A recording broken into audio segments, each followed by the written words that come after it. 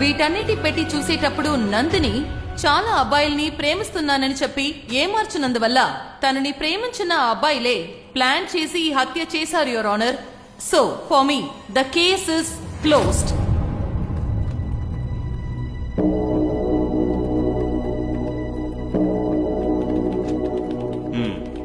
మీరేదైనా చెప్పదలుచుకున్నారు మాణిక్యవేల్?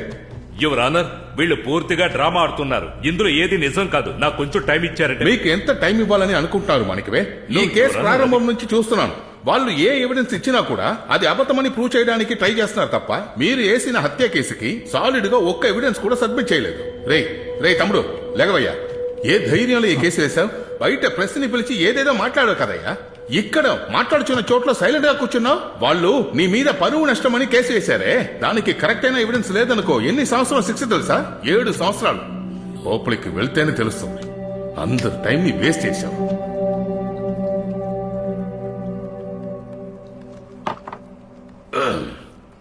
ఒక 10 నిమిషాల్లో తీర్పు.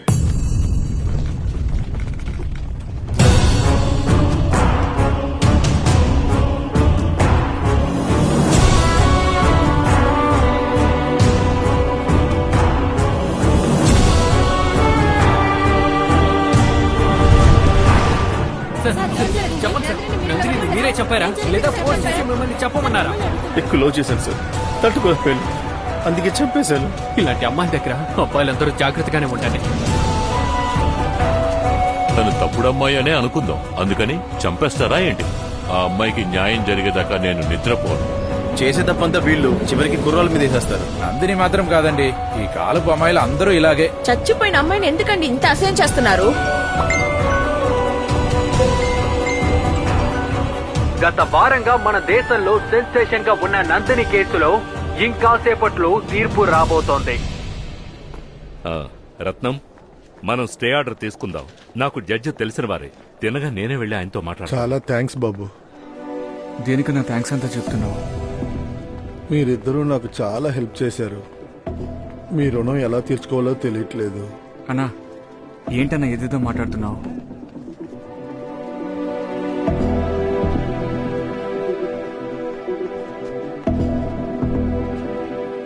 ఏమయ్యా చెప్తున్నారు? మీరు అర్థమయ్యే మాట్లాడుతున్నారా? అవునయ్యా, అన్నీ తెలిసేనయ్యా మాట్లాడుతున్నాను. వాళ్ళు చెప్పిందంతా నిజమేనయ్యా. ఆ పిల్లలతో మా అమ్మాయి తిరగడం నా కళ్ళారా నేను చూశానయ్యా. ఇప్పుడు తీర్పు ఇచ్చేస్తారా అయ్యా? దయచేసి ఇచ్చేయండి అయ్యా. నా కూతురు పరువు మర్యాదల్ని రిపోర్టర్లు అమ్ముకుంటున్నారు. నాకు ఇంకో కూతురుంది, దాని జీవితాన్ని చూడాలి కదా. ఇక్కడితో ఆపేయండి అయ్యా.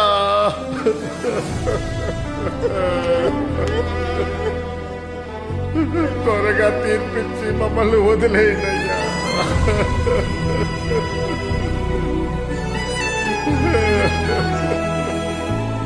సార్ ఒక్క నిమిషం.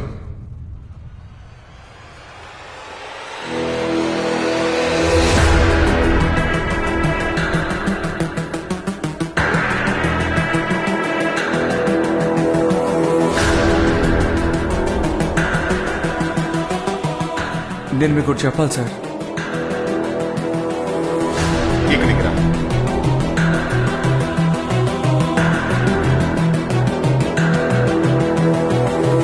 చెప్పండి సార్, నందినిని ఎవరు హత్య చేయలేదు సార్. నందిని సూసైడ్ చేసుకుంది సార్. యువర్ ఆనర్, ఇతనే కదా హత్య అని కంప్లైంట్. ఆగండి. ఇంకా ఆయన ఏదో చెప్పదలుచుకుంటున్నారు అనుకుంటున్నా కదా? సార్, నేను ఇప్పుడు ఒకరిని కొన్ని ప్రశ్నలు అడగాలి. ఇతను అడిగే ప్రశ్నలకంతా జీపీ సార్ సమాధానం చెప్పాలనే అవసరం లేదు యువర్ ఆనర్. జీపీనే మీరు అడగాల? సార్ లేదు సార్, నందిని వాళ్ళ అమ్మా నాన్నల్ని. కొంచెం లేవండి.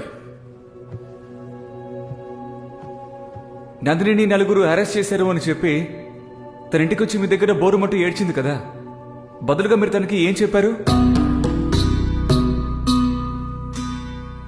సంవత్సరంలో ఒక్కసారి వచ్చే కల్చరల్స్ కి నాకు నచ్చిన డ్రెస్ వేసుకోవడం తప్ప అమ్మా? అవునే తప్పే, ఇలాంటి డ్రెస్ వేసుకెళ్ళడం తప్పే. ఎంత బాధ కలుగుతుంది సార్ తనకి? మీరు ఉన్నారన్న నమ్మకంతోనేగా తను మీకు వచ్చి చెప్పింది. పేరు పోతుంది, పరువు పోతుంది అంటూ ఇప్పుడు కూతురే పోయింది. ఇక పేరు పెట్టుకుని మీరు ఏం చేస్తారు చెప్పండి?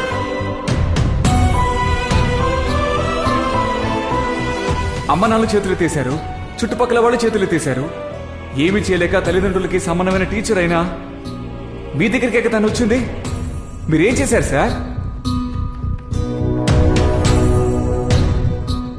ఇకపై నువ్వు కొంచెం కేర్ఫుల్ గా ఉండాలని నేను అడ్వైస్ చేసి పంపించాను. ఓహో, అడ్వైసా? దానికి పేరు అడ్వైసా? మీరేం అడ్వైస్ చేశారో నన్ను చెప్పమంటారా సార్? మెంబర్స్ అందరి దగ్గర మాట్లాడేసాం సార్. బోర్డ్ మీటింగ్ డేట్ కూడా ఫిక్స్ చేశాం సార్. రామా, వెనస్డే నన్ను కలవాలని చెప్పేవంటగా? అవును సార్, అందరూ నేనే తప్పంటున్నారు. స్టాఫ్స్ అందరూ కాలేజ్ పేరు నా వల్లే చెడిపోయిందంటున్నారు. ఆ వీడియో రిలీజ్ అవ్వడంలో నా తప్పేమో ఉంది సార్. నాకు అర్థమవుతుందమ్మా, కానీ మేనేజ్మెంట్ డెసిషన్ తీసేసుకుందే. నిన్ను డిస్మిస్ చేయాలని నిర్ణయించుకున్నారు. సార్, నేనేం తప్పు చేశాను సార్? అరే, అలాంటిదేం లేదమ్మా. రా, వచ్చి కూర్చో. రా. నాన్న వడ్డీకి డబ్బులు తీసుకుని నన్ను చదివిస్తున్నారు సార్. నన్ను కాలేజ్ నుంచి తీసేస్తే మా నాన్న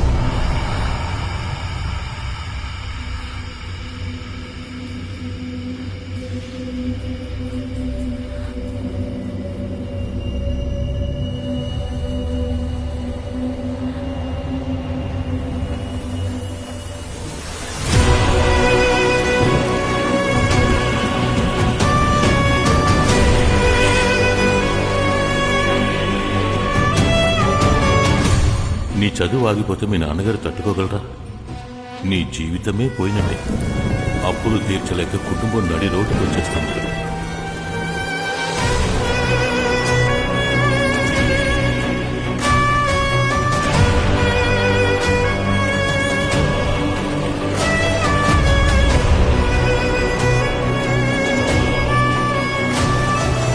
చదువే కదమ్మా ముఖ్యం.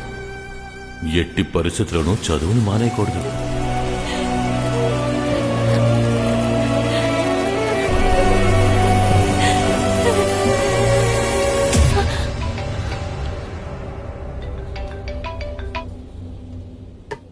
సరే, నువ్వు ఓ పని చేయి. ఈరోజు రాత్రి 10 గంటలకి ఇక్కడికి రా. ఈ కార్డు ఉంచుకో. నిన్ను ఎవడు డిస్మిస్ చేస్తాడో నేను చూస్తాను. ఓకే?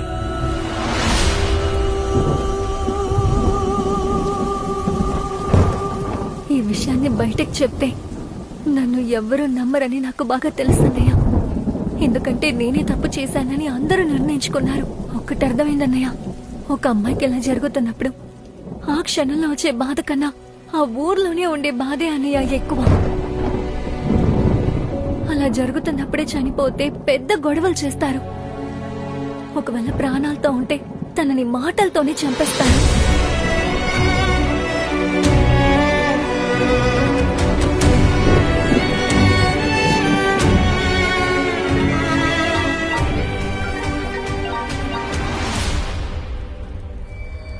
నందిని, నీ డిస్మిస్ ఆర్డర్ రెడీ చేసేశారమ్మా. ఆ తర్వాత నేనే గొడవ పడి చదువుకునే పిల్ల జీవితాన్ని నాశనం చేయకండి, వాళ్ళ నాన్నగారు ఆత్మహత్య చేసుకుంటారు అని చెప్పాను.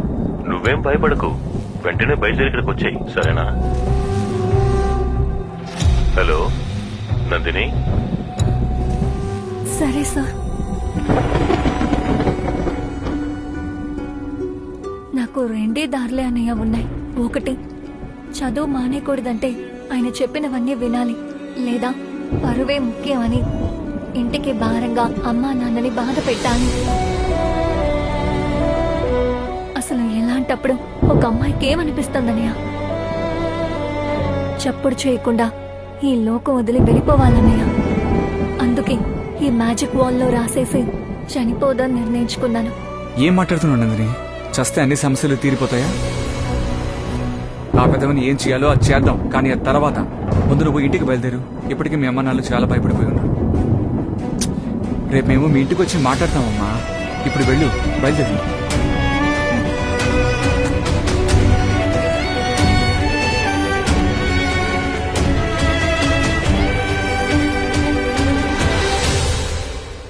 వినడానికి నాకే చాలా కష్టంగా ఉంది యువర్ ఆనర్.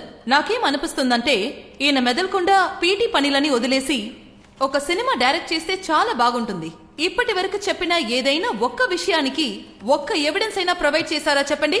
లేదే. జడ్జ్మెంట్ పోస్ట్పోన్ చేయడానికి ఊరికే ఏదేదో కథలు చెప్తున్నారు యువర్ ఆనర్. తమ్ముడు, నువ్వు చెప్పేదంతా న్యాయం ధర్మంగానే ఉంది. కానీ కోర్టుకు కావాల్సింది న్యాయం ధర్మం కాదు, ఎవిడెన్స్. ఏ జడ్జి అయినా ఎవిడెన్స్ ఉంటేనే తీర్పిస్తారు. ఈ కేసు ప్రారంభించిన కాడి నుంచే ఇది జరిగింది అది జరిగింది అని చెప్తున్నారే తప్ప ఏదైనా ఒక్కదానికైనా ఎవిడెన్స్ ఉందా అని నేను వెయిట్ చేసి చూశాను. ఆఖరి దాకా ఏ ఎవిడెన్స్ రాలేదు. నాకు నమ్మకమే పోయిందయ్యా. ఇక మీద చనిపోయిన ఆ అమ్మాయి నందిని దిగొచ్చి చెప్తే తప్ప ఏం చేయలేరు. చనిపోయిన నందిని వచ్చి సాక్ష్యం చెప్తే మీకు ఓకేనా సార్?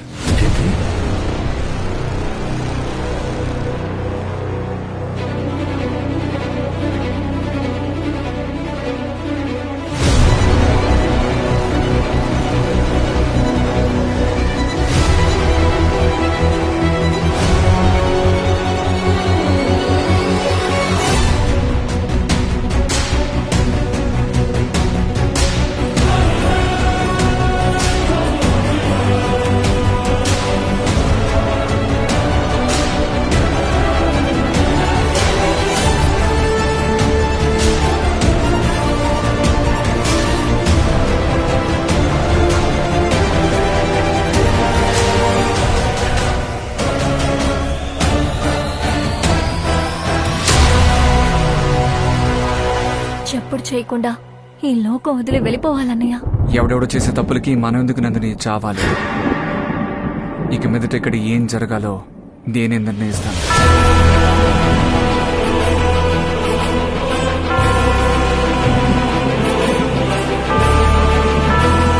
ఏంట్రా ఏమేమో మాట్లాడుతున్నావు? ఇదంతా చేయడానికి నీకు ధైర్యం ఉందా? చదువుకునే పిల్లని అరెస్ట్ చేయడానికి వాడికి ధైర్యం ఉన్నప్పుడు ఇవన్నీ చేయడానికి నాకు ధైర్యం ఉండదా ఏంటి? ఈ పనిని ఏ పొరపాటు లేకుండా చెయ్యాలి అంటే మనకి మరికొంతమంది సాయం కావాలి.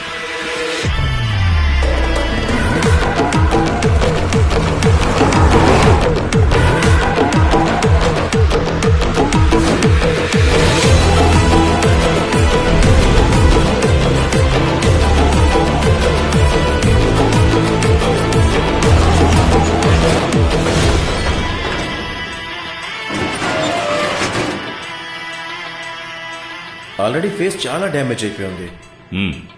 2-3 విషయాలు చేస్తే మ్యాచ్ చేయొచ్చు. మీరు నందిని బర్త్ మార్క్స్ మాత్రం అడిగి చెప్పండి. అన్నయ్య, మీరు చెప్పినవన్నీ అలాగే లెటర్ లో రాశానన్నయ్య. ప్రెస్ వాళ్ళందరికీ చెప్పేశాను. రేపు షాప్ కు వచ్చేస్తాను. సార్, బండి రెడీ సార్.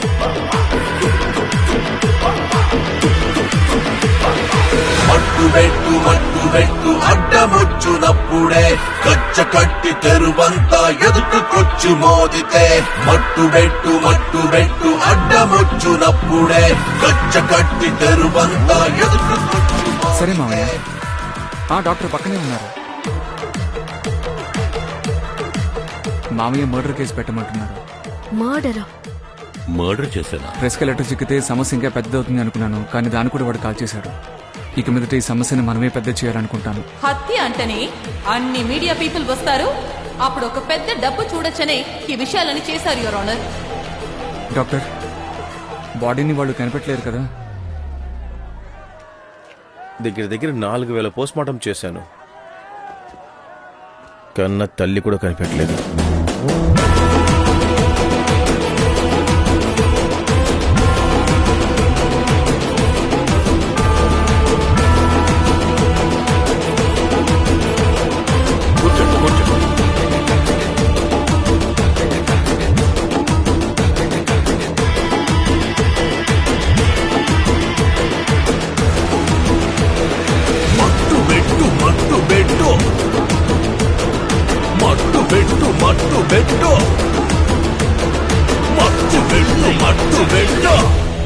ఏమయ్యా, ఈ అమ్మాయిని దాచిబట్ట ఇంత పనులు చేశారు. ఎవిడెన్స్ ఉందా అని నేను అన్నిసార్లు అడిగాను కదా. అప్పుడే ఈ అమ్మాయిని తీసుకొచ్చి నిలబడి ఉంటే ఈ కేసు అప్పుడే అయిపోయేది కదా. ఖచ్చితంగా అయిపోయి ఉండొచ్చు సార్. కేసుని తేల్చేసేవారు. ఒక అమ్మాయి చనిపోతేనేగా కేసు ఇంత దూరం వచ్చింది. హారాస్మెంట్ కేసుని ఎవరిసారో లెక్క చేస్తున్నారు? ఒక అమ్మాయి చనిపోతే తన పరువు ఎంత తీయాలో అంతగా తీసేసి ఈ కేసుని ముగిద్దామని అనుకుంటున్నారు సార్. చివరికి కన్న తండ్రి నోటితోనే తన కూతురి నడవడిక బాగోలేదని చెప్పించారు కదా సార్. జీపీ లాంటి ఒక వ్యక్తి తప్పు చేస్తే దాన్ని నిరూపించడానికి కోర్టు, జడ్జు, ప్రెస్, చనిపోయిన అమ్మాయి నేరుగా వచ్చి సాక్ష్యం చెప్పాల్సి వస్తుంది కదా సార్. నందిని లాగా ఎంతో మంది రోజు చనిపోతూనే ఉన్నారు కదా సార్.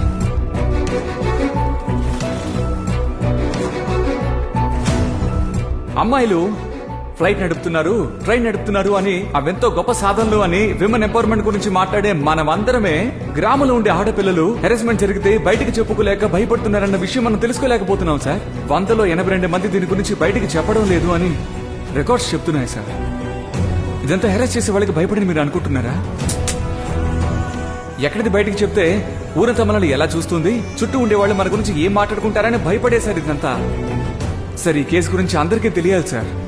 నన్ను చెప్పని అడుగుతున్నారు కదా సార్. ఇప్పుడు చెప్తున్నాను సార్, అందరి కోసం కలిపి చెప్తున్నాను సార్. మీకు గాని హారాస్మెంట్ జరిగింది అంటే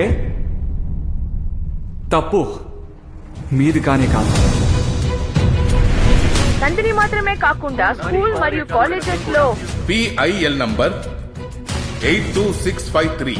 this court finds Guru Purushothaman guilty. మంచి విషయం కోసం ఇది చేసినప్పటికీ కోర్ట్ టైం ని వేస్ట్ చేసినందుకు కనగవేల్కి క్రిమినల్ సెక్షన్ 417 ప్రకారం 6 నెలల జైలు శిక్ష విధించబడింది. ఈ నేరానికి సహాయం చేసినందుకు అడ్వకేట్ మాణిక్యవేల్ ని టెంపరవరీగా సస్పెండ్ చేయమని బార్ కౌన్సిల్ కి ఈ కోర్టు రిక్వెస్ట్ పంపుతుంది. కనీసం ఈ కేసు తర్వాతైనా ఏ అమ్మాయికైనా సరే అన్యాయం జరిగితే వాళ్ళు ఖచ్చితంగా బయటకు వచ్చి చెప్తారని నమ్ముతున్నాం.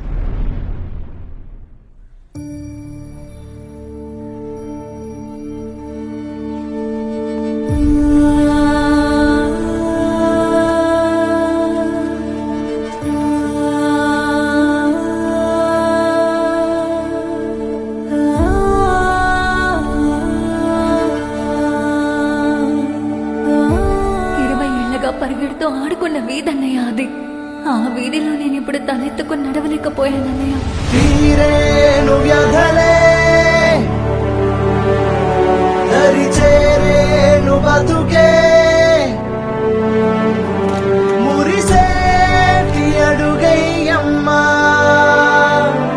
మది మెచ్చగా కన్నమ్మా